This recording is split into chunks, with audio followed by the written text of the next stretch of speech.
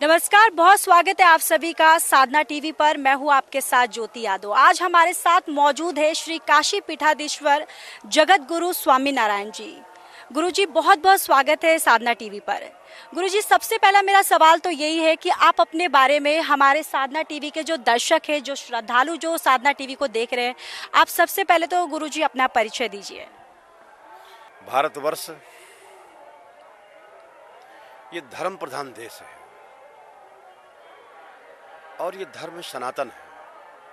सनातन माने ईश्वर के द्वारा ईश्वर की समस्त संतानों को ईश्वर में मिल जाना, ईश्वर का ज्ञान देना, ईश्वर से जुड़े रहना।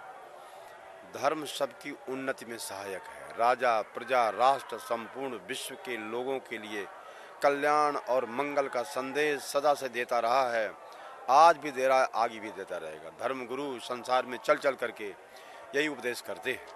तो हमारे उपदेश भी संपूर्ण विश्व में चल करके हम सब जगह जाते हैं, संपूर्ण विश्व में, संपूर्ण देश में जाते हैं। जहाँ लोग आमंत्रण करते हैं वहाँ जाते हैं। और हमारे उपदेश वेदांत की समता, आत्मा की अमरता और वो विश्वव्यापी प्रेम को लिए रहते हैं। क्या है जी। और गुरुजी, जिस तरीके से ये महाकुंभ की अगर बात करें, 144 साल बाद ये एक मौका मिला है और इसको किस तरीके से आप देखते हैं, क्योंकि ये सनातन धर्म के लिए एक बहुत बड़ा एक उपदेश है, या फिर एक ये कह लें कि ये बहुत बड़ा एक मौका है सनातन धर्म की और उन्नति के लिए। समय समय पर भारत के ऋषि महर्षि एक होकर के बैठते हैं और विचार करते रहते हैं कि राष्ट्र की उन्नति कैसी हो, विश्व में शांति कैसे हो, सद्भाव कैसे हो, मानव समाज सुरक्षित रहे। और मानव समाज, संपूर्ण मानव समाज को, एक जाति नहीं, एक वर्ग नहीं, एक भाषा प्रांत नहीं, एक जिला नहीं, संपूर्ण विश्व के कल्याण की मंगल कामना भारत के ऋषि, भारत के साधु, भारत का उपनिषद, भारत का वैदिक धर्म, सनातन धर्म संपूर्ण विश्व को एक ही परमात्मा की संतान समझता है। इसलिए वो चाहता है कि समय समय पर बैठ करके विचार करते रहें, मंथन करते रहें और कल्याण रूप अमृत संसार में सबको प्राप्त होता रहे। समय बदलता रहता है, परिवर्तन होता रहता है। परिवर्तन यहाँ का नियम है। तो बहुत परिवर्तन हो गया। कब से चल रहा है महाकुंभ, तो बहुत सालों, सतयुग की बात है ये। सतयुग, त्रेता, द्वापर, कलयुग चल रहा है ये। अब इसमें भी जब जब महाकुंभ होता है तो उसमें परिवर्तन होता है। जैसे सरकारें आती हैं और जैसा चाहती हैं वैसा परिवर्तन कर देती हैं, जैसा चाहें वैसा उसका और विकास कर दें, जैसा चाहें उसकी और अच्छी व्यवस्था कर दें, जैसा चाहे वैसे लोगों की, ये तो सब निर्भर करता है। तो वैसे परिवर्तन तो यहाँ का नियम है और परिवर्तन होना ही चाहिए, क्योंकि प्रकृति में 3 गुण हैं, सतगुण, रजगुण, तमगुण। आज हम में 3 गुण हैं, सब में 3 गुण हैं और गुण बदलते रहते हैं। वो तो गुण बदलते रहते हैं, तो गुण और कर्म के अनुसार फिर आदमी का फिर वैसे आकार बदल जाता है। शरीर तो मर जाता है, आत्मा नहीं मरती है, तो फिर आदमी को वैसा मिल जाता है, आकार मिल जाता है। जिसकी जैसी वासना होती है उसका वैसा आकार बन जाता है। ये हमारा जो आकार बना है, हमारा शरीर मिला है, तो जैसे हमारे अंदर विचार हैं, जैसे हमारे भाव हैं, जैसे हमारे अंदर वासना है, जीव की जैसी वासना होती है, वैसा ही उसका आकार बन जाता है। तो हम अपनी वासना को उत्तम से उत्तम क्यों न बना लें। क्या है, शरीर तो मरेगा, आत्मा नहीं मरेगा। तो हम तो अनादि और शाश्वत हैं, सनातन आत्मा ही शाश्वत है, आत्मा ही सनातन है। क्या है, और ये सनातन परमात्मा सब में चेतना के रूप में विद्यमान है, सब प्राणियों में। तो अपने को दिव्य बनाया जाए, अपने खूब पावन बनाया जाए, अपने को पवित्र बनाया जाए। हमारा आहार उत्तम कोटि का हो, हमारा श्रवण उत्तम कोटि का हो, हमारा दर्शन उत्तम कोटि का हो और हमारी हर चीज़ उत्तम से कोटि की होगी। भागवत कहता है जब हमारा श्रवण उत्तम कोटि का होगा तो धर्म हमारे अंदर से पैदा होगा। धर्म का श्रवण करेंगे और जो भी चीज़ का श्रवण करेंगे वही चीज़ का ज्ञान होगा। बिना श्रवण किए संसार में ज्ञान नहीं होता। माँ बाप का ज्ञान भी बिना सुने नहीं होता है। तो शास्त्र को सुना जाता है, ग्रंथों को सुना जाता है। श्राव्यम सदाक्यम गुरु वेद वाक्यम, गुरु और वेद की वाणी को तो हमेशा श्रवण करना चाहिए। ये सबके लिए कल्याणकारी मंगलकारी है, इसमें किसी का कल्याण नहीं है। तो महाकुंभों से किसी का कल्याण नहीं है। ऋषियों के विचार तो सर्वतंत्र होते हैं, स्वतंत्र होते हैं, सनातन होते हैं। अनाद काल से विचारधारा चलती रही है, आज भी चल रही है, आगे भी चलती रहेगी। तो ये महाकुंभ में बहुत अच्छी व्यवस्था चल रही है और आप लोग सब अच्छा बढ़िया कार्य करके और सारे देश में, सारे विश्व में जनता को दिखा रहे हो। तो ये आप लोग भी परोपकार का काम कर रहे हो, यज्ञ का काम कर रहे हो। साधना टीवी चैनल के माध्यम से कहाँ कहाँ लोग सारे विश्व में बैठे बैठे देख लेते हैं। तो आप लोग ये अच्छा काम कर रहे हो। आप लोग कल्याण की मंगल कामना है कि सन 2025 महाकुंभ में आप लोग आकर के और यहाँ कितनी तपस्या कर रहे हो, कवरेज कर रहे हो, भूखी प्यासे रह करके, चल फिर करके आप लोग कितना कष्ट सहन कर रहे हो, ये किस लिए कर रहे हो? ये सब कर रहे हो धर्म की रक्षा के लिए, धर्म के प्रचार प्रसार के लिए, धर्म की रक्षा के लिए, धर्म के प्रचार प्रसार के लिए। और ऐसी आयोजन होना चाहिए। सारे धर्म के कार्य धर्म की रक्षा के लिए होते हैं और ये धर्म की वृद्धि के लिए, धर्म की उन्नति के लिए, और धर्म संसार के सब मनुष्यों का मूल है वो।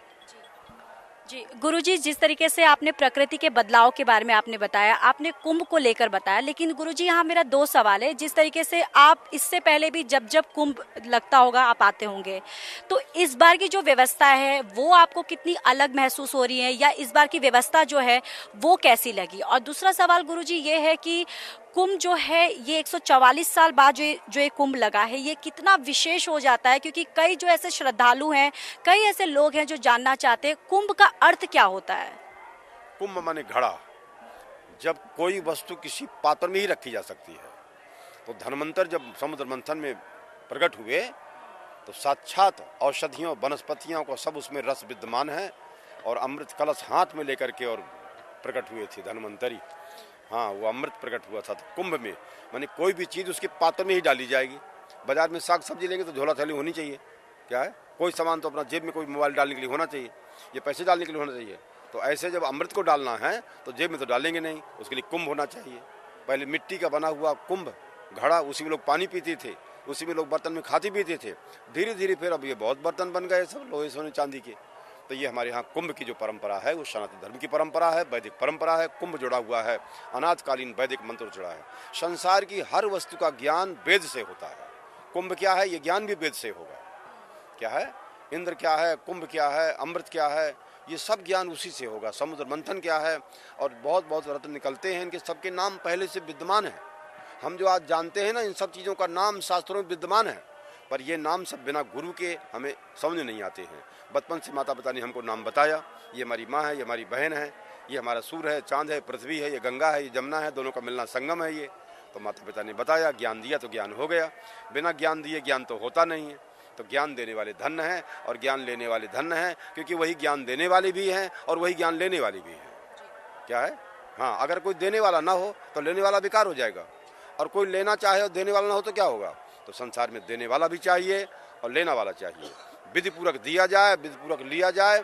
ऐसे अनाथ काल से यहाँ संसार में लेने वाले लोग अमृत पीने के लिए, ज्ञान का अमृत पीने के लिए आते रहे हैं, और देने के लिए ऋषि महर्षि गुरुओं का समुदाय यहाँ बराबर देता रहा है, आज भी देता रहेगा, भविष्य में देता रहेगा। लेने वाले लेते रहेंगे, देने वाले देते रहेंगे, रूप बदल करके आते रहेंगे, क्योंकि जो परमात्मा का अंश है ये, वे अपने कर्म के द्वारा कभी देवता बन जाता है, कर्म के द्वारा कभी दैत्य बन जाता है।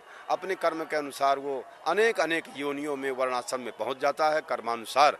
तो अपने कर्म को सुधारने के लिए, अपने विचारों को सुधारने के लिए, ज्ञान को पवित्र करने के लिए, भाव को पवित्र करने के लिए, और यही एक अवसर है महाकुंभ कि कोई भी नर नारी बिना भेदभाव के कोई भी आ जाए, क्योंकि संपूर्ण विश्व की मानव जाति एक है।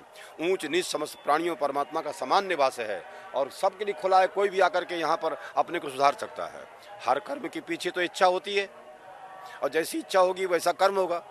तो कर्म की पवित्रता के लिए हमेशा भाव की पवित्रता होनी ही चाहिए। कर्म पवित्र करना है तो पहले भाव पवित्र होगा, माने धर्म के बगैर आचरण पवित्र और शुद्ध नहीं होगा। क्या है, और धर्म की शिक्षा अपने से श्रेष्ठ अग्रज गुरुओं से, ऋषि मुनि विद्वानों ब्राह्मणों से प्राप्त होती है। ठीक है, सारे विश्व के लोगों को प्राप्त होती है। ये उसका गुरुजी, धर्म को अगर जानना है तो एक गुरु की आवश्यकता हो, उसके लिए आवश्यकता पड़ेगी।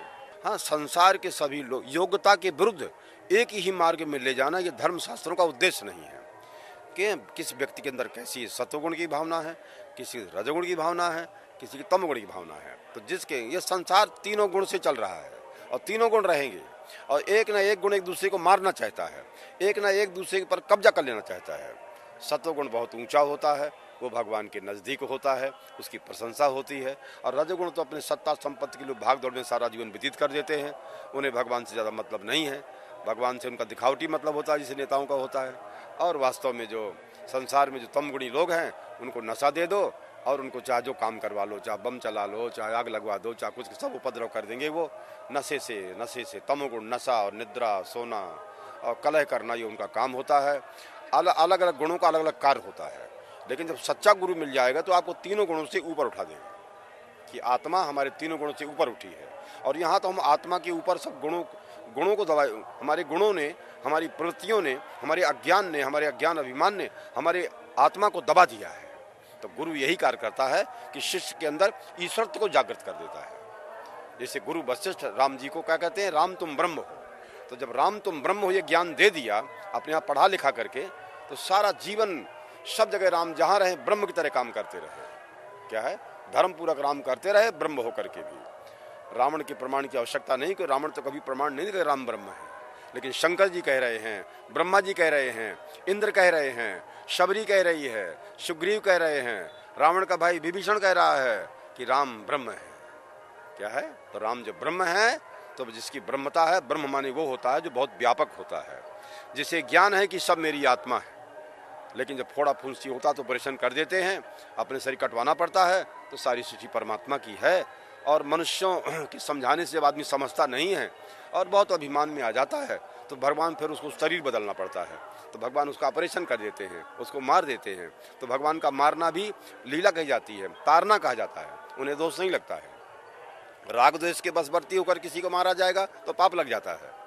क्या है, पर भगवान में तो अज्ञान होता, अज्ञान नहीं होता है, ज्ञान होता है। इसलिए भगवान धर्म की रक्षा के लिए आते हैं, धर्म पूर्वक भगवान कार्य करते हैं, अधर्म का विनाश करते हैं, भक्तों का रक्षण करते हैं, वेद शास्त्र का रक्षण करते हैं, सनातन धर्म का रक्षण करते हैं, और सारी प्रजा सुखी रह जाती है। और आगे तक के लिए प्रेरणा मिल जाती है कि भाई रावण की तरह काम नहीं करना है, रावण की तरह विचारधारा नहीं रखना है, वैसे कार्य नहीं करना है, विश्व शांति में, राष्ट्र शांति में बाधा नहीं बनना है। क्या है, हम उसको आगे बढ़ाते रहें, आगे चलते रहें, हमारी आपकी जिम्मेदारी है।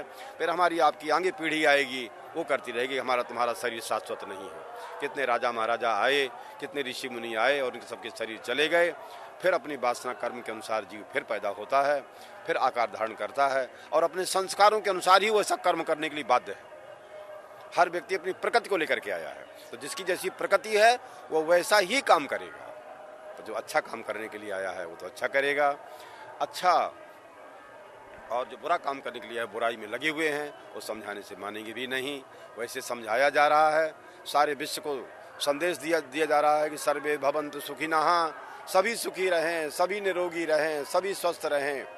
तो अपना नशों से अपने को अलग रखना पड़ेगा, और नई विचारधारा, नई उन्नति, नई क्रांति के पीछे हम अपनी पुरानी आत्मा को भूल न जाएं, पुराने परमात्मा को भूल न जाएं। जो हमारा मूल है उसको हम छोड़ के व्यवहार न करें। क्या है, अहम आत्मा ब्रह्म, ये हमारी आत्मा ब्रह्म है। क्या है, तो अपनी ब्रह्मता को ध्यान रखें, ईश्वर को ध्यान रखें, जो परमात्मा सर्वात्मा के रूप में है, उस परमात्मा को ध्यान में रख कर के जीवन के सारे कार्य करते रहें और चलते रहें।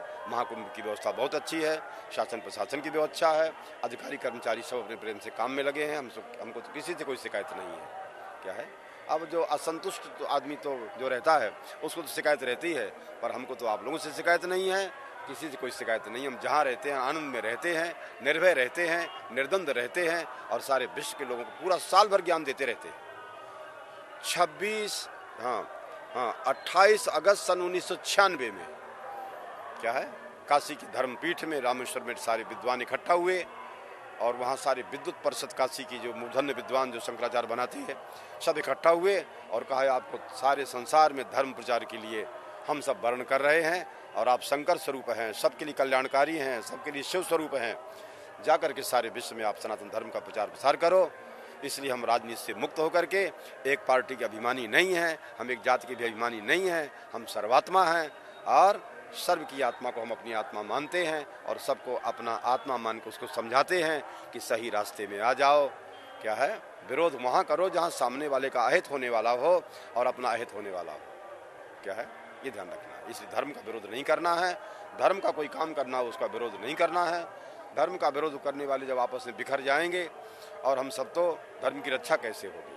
तो लोगों में भ्रम न पैदा हो, राष्ट्र और विश्व में भ्रम न पैदा हो। भारत धर्म प्रधान से सारे विश्व के लोगों को शिक्षा यहीं से मिलती है। भारत विश्व का धर्म गुरु है, और यहाँ पर धर्म गुरुओं की व्यवस्था है, सब अच्छी व्यवस्थाएं की गई हैं, कहीं कोई अभाव नहीं है।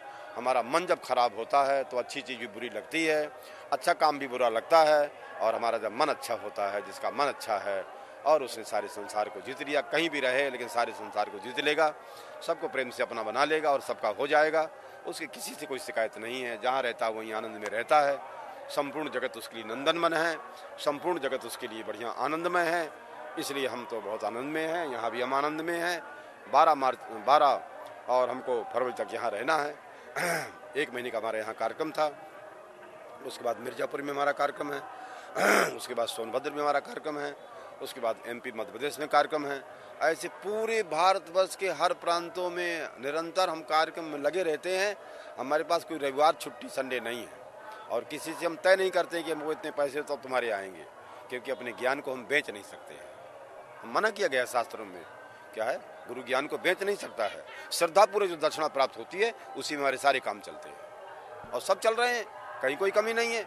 ऐसे ऐसे लोग हैं कि एक एक आदमी सब कितना देने को तैयार है, क्या है, बहुत देने को तैयार हैं। बहुत लोगों के अंदर हृदय भाव है, क्या है, लेकिन हमें उनको परेशान भी नहीं करना, उनसे मांगते भी नहीं रहना है।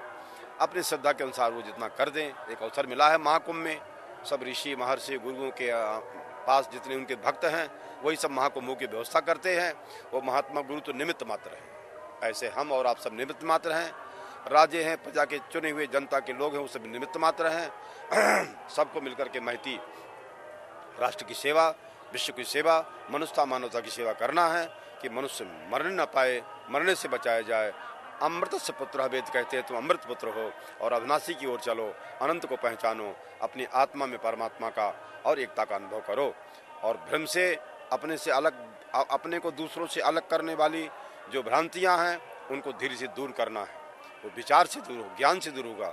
मुक्ति ज्ञान से होगी, किसी कर्म से नहीं होगी। क्या है, कर्म के द्वारा उत्पाद जो लोग हैं वो स्वर्ग नरक प्राप्त होते हैं, पर ज्ञान से जो चीज़ प्राप्त होगी वो नित्य होगी। कर्म के द्वारा जो फल प्राप्त होगा वो नित्य नहीं होगा, अनित्य होगा, बदल जाता है।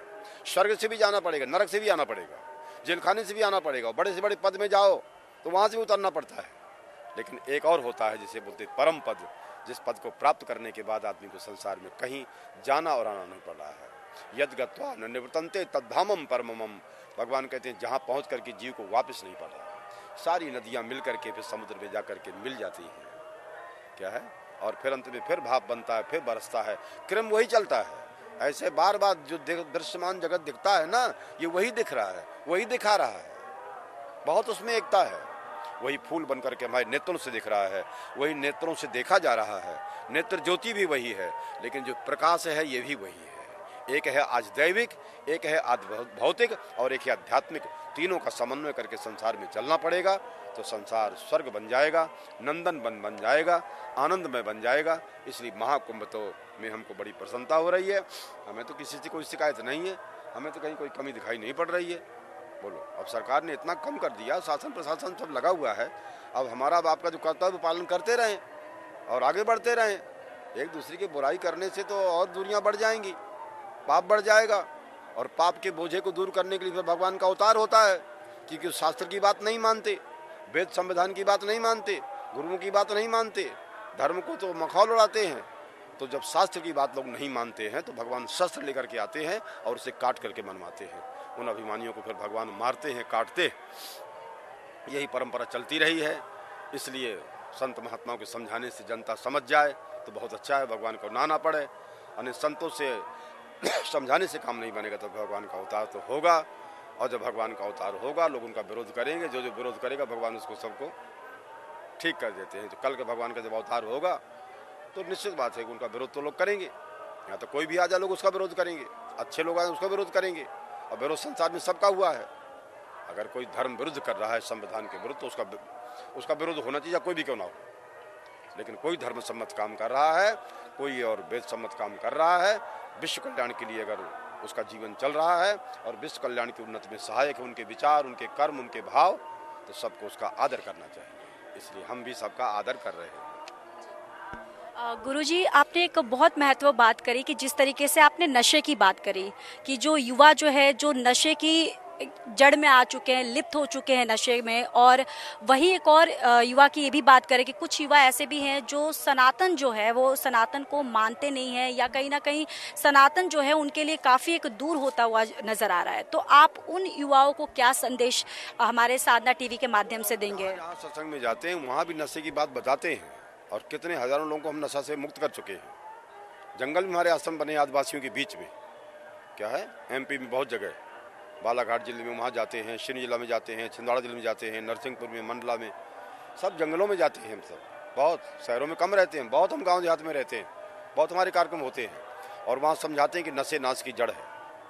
क्या है, आदिवासी लोग जो 40 साल से शराब पी रहे थे, यहाँ भी आए हुए हैं, आपको बुलाएं, मिलवा दें। अभी जो 40 साल से लगातार शराब पी रहे थे, वो सब शराब मांस छोड़ दिए और आश्रम पर सेवा कर रहे हैं। यहाँ भी जंगल के आदिवासी लोग बदल गए, उनका स्वभाव बदल गया, वो हमारे भक्त बन गए।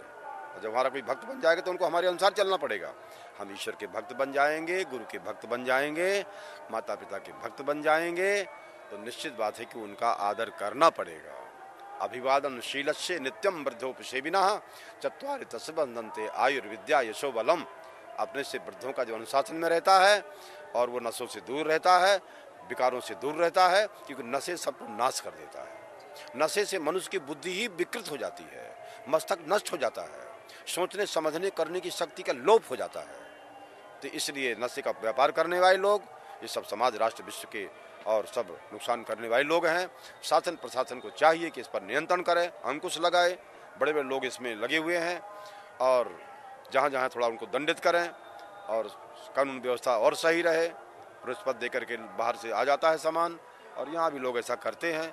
तो जगह जगह भ्रष्टाचार तो रहा है और अभी भी है और आगे भी रहेगा। सरकारें नियंत्रण कर रही हैं, पर फिर भी अभी जो होता सरकारें विफल हैं। इसके बारे में करना है कि अधिक से अधिक नशा का प्रचार न किया जाए, ज़्यादा शराब की दुकानें न खोली जाएं, नशे की दुकानें न खोली जाएं, और भी जितनी दुकानें हैं मादक पदार्थों की सब सरकार चाहे तो बंद करा दे। तो क्योंकि और तरह तरह के जो है हिंसक जो प्राणियों का जो आहार है, वो भी प्राणियों को रोगी पैदा कर रहा है, अशांत पैदा करता है, तमोगुण होता है। अपने स्वरूप का ज्ञान नहीं होगा, गुरु और ईश्वर महात्मा भगवान को समझ कहाँ पाएंगे? उनके विरोध में खड़े रहेंगे, उनके विरोध में ललकारते रहेंगे। इसलिए हमारा सबका आहार सुंदर हो, हमारा व्यवहार सुंदर हो, हमारा आचरण सुंदर हो, हमारा रहन सहन सुंदर हो, क्योंकि ये सुंदर रहेगा। हमारा आचार विचार, गुरुओं के सानिध्य में यही लाभ होता है कि घर में परिवार में जब महात्मा संत आते हैं और ये उनके पास जाते रहते हो, तो उसका आहार विहार विचार विहार सब शुद्ध बना रहता है। क्या है, वो नशे में नहीं फंसने पाएंगे। नशे से बचाना है तो उत्तम से उत्तम लोगों का संग करना पड़ेगा, हमारी शरण में आना पड़ेगा और हम उसको नशे से मुक्त कर देंगे। गुरुजी, एक आखिरी संदेश हमारे साधना टीवी के माध्यम से जो भी दर्शक देख रहे हैं, आप उनको क्या देंगे? साधना टीवी के माध्यम से तो हम कहना चाहते हैं कि जो जहाँ रहे, क्या है, अच्छे से विचार, संतों के विचार, ऋषि मुनियों के विचार, गुरुओं के विचार, सनातन धर्म के विचार, वेदों पुराणों रामायण गीता भागवत शिव महापुराण के विचार, ये साधना टीवी हमेशा क्या है साधना कर रहा है। उसका नाम ही सा रखा गया कि ये साधना कर रहा है। क्या है, ये कौन सा साधन कर रहा है कि लोग घर बैठे यहाँ महाकुंभ का लाभ मिल जाए, धर्म का लाभ मिल जाए, एक अच्छी प्रेरणा मिल जाए, एक अच्छा जो है विचार इच्छा पैदा हो जाए, अच्छा ज्ञान होगा तो अच्छा इच्छा भी होगी और अच्छा कर्म भी होगा। हमारा कर्म भी पवित्र हो, हमारी इच्छा भी पवित्र हो और हमारा ज्ञान भी पवित्र हो। लेकिन ये ज्ञान तो बिना गुरु के पवित्र नहीं हो सकता है। क्या है, तो साधना टीवी निरंतर और ज्ञान को प्रचार प्रसार करते रहे, अच्छे भावों का इच्छाओं का प्रचार प्रसार करते रहे, अच्छे जो कर्म हो रहे हैं यज्ञ ज्ञात धर्म कर्म जहाँ, उनको ये हमेशा दिखाता रहे। भारत के ऋषि मुनियों के विचारों को ये दिखाते रहें, उसी समाज राष्ट्र विश्व की उन्नति है। और ये साधना तो बहुत प्रसिद्ध चैनल है, हम पहले से जानते हैं इसको। तो साधना बराबर निरंतर तुम लोग कर रहे हो, आप लोग भी साधना कर रहे हो। क्या है कि मानव समाज कैसे, और जैसे साधन है यहाँ से वहाँ जाना है तो गाड़ी मोटर चाहिए, ऐसे शरीर साधन है, ये चैनल भी इसे साधना ही है, इसकी भी साधना है। जो चीज़ जिसके पास नहीं है वहाँ पर पहुँचा देना, वो ज्ञान को पहुँचा देना, उस दृश्य को पहुँचा देना, उस आवाज़ को वहाँ पर भेज देना, और उसके द्वारा लाभ लेने वाले लाभान्वित हो जाएं और उसके द्वारा लोग भय से मुक्त हो जाएं, शोक से मुक्त हो जाएं, दुखों से मुक्त हो जाएं। ऐसा काम साधना चैनल के द्वारा होता रहता है। प्रातःकाल भगवान की उसमें तरह तरह से आरती पूजा अभिषेक सब चलता रहता है, होता रहता है। संतों के विचार चलते रहते हैं, ऋषि मुनियों के विचार चलते रहते हैं।